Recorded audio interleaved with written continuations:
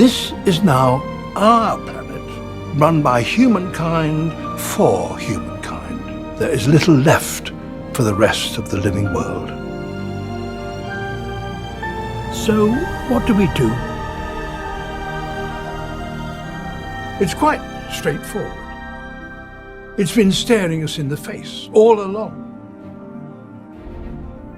To restore stability to our planet, we must restore its biodiversity. The very thing that we've removed. It's the only way out of this crisis we have created. We must rewild the world.